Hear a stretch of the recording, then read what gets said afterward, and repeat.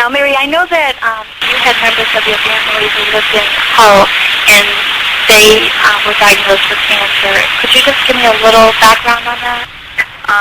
Well, I originally lived in the Village, and then when I was married, excuse me, I lived in Green Hill. My children went to, the middle school, Memorial School for junior high. They went to Damon School for grammar school. And they went to the high school. They didn't finish in the high school because they moved to Situate. One son was okay, and my second son was diagnosed with the brain tumor. How old was he at the time? He was 11. What year was it? That was 1982. Can I ask what ended up happening with him? He's still living. He was given 18 months to live. Still has the tumor. He's slow. He manages to work. He makes his own living. Wonderful. How old is he now? He's 38. I think you also mentioned that your father lived in Hull. My father lived in Hull from 1962, and he passed away in 2003. What was he diagnosed with? He had colon cancer. And my aunt also still lives in Hull. She has colon cancer. Can I ask what sections of Hull your father? In the Village. I know that you saw my Hull video blog and contacted me via that. Right, I did. Did you happen to read the Globe story on this? No, I didn't. I didn't see it. I didn't, sometimes I don't go over to the Globe. Well, that's okay. There were some people speculating, and I'm not trying to, make a bigger deal of this than it possibly could be because I didn't see anything, concrete linking anything, but there were some people mentioning radio towers that were in Hull, and they're concerned that that could possibly have something to do with it. Did you ever feel like either there was some cause in Hull, whether it was the towers or some other element that might be? I just know there were a lot of people, just recently I know, that lived down that way that have passed away from cancer. One lived in the Village, and then he lived, I think, up on Terrain Ave. I think two lived on Terrain Ave, and they passed away recently. Those are friends of yours? Yeah, they were friends of mine when I was growing up. And they lived on Terrain Ave? On Terrain Ave, and then there's another fellow that lives up off of Kimberma. He now has cancer. What types of cancer are they being diagnosed with?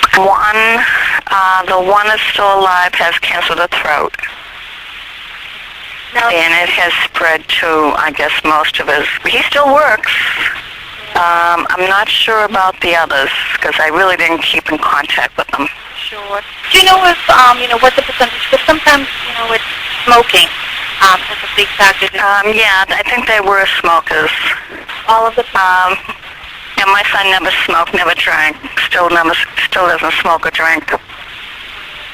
And they never found out what caused his cancer. They never did? No. Nope, they couldn't pin it down to anything.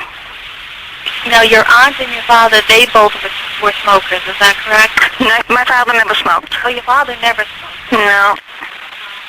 And my aunt was a smoker. And the friends that you were mentioning that, all had it, that lived in the same area, they were all smokers? Yes, they were. My brother passed away 2 years ago of esophageal cancer. He was never a smoker. Did he live? And he lived in Hull. He was a baby when we moved there. And he graduated from high school down there.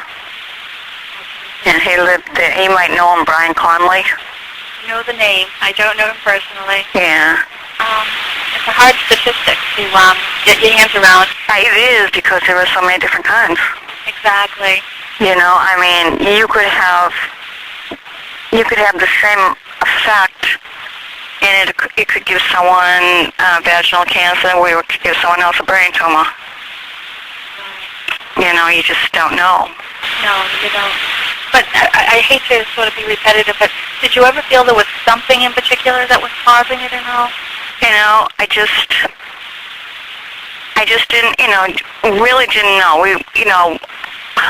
At the time, there seemed to be a lot of kids that were getting sick. We just thought, a lot of things, like, don't drink the water, don't do this, But we just didn't know. We didn't know what it was. I never thought of the radio towers. No, and this was something that just sort of idly somebody mentioned this. I believe actually at the selectmen's meeting, somebody who was in the audience stood up, when the selectmen were discussing the Globe magazine article, and they said, well, there's always been this sort of urban legend about the radio towers and radiation. And I think years ago when I was growing up, I think you heard the same thing. You did. Stay off the telephone if you heard, the, because you could hear the static on the telephones. If you heard the static, get off the phone. Because they thought it was radiation? Yes. Really? Okay. Yeah. Yeah, so there's always been this just sort of urban legend type thing, whether there is anything or not. So I'm glad you contacted me. I'm so sorry to hear about, so many of your family and friends. Yeah, well, I just thought, if there is something, maybe it would help somebody else, but, as long as my son's alive, I'm happy.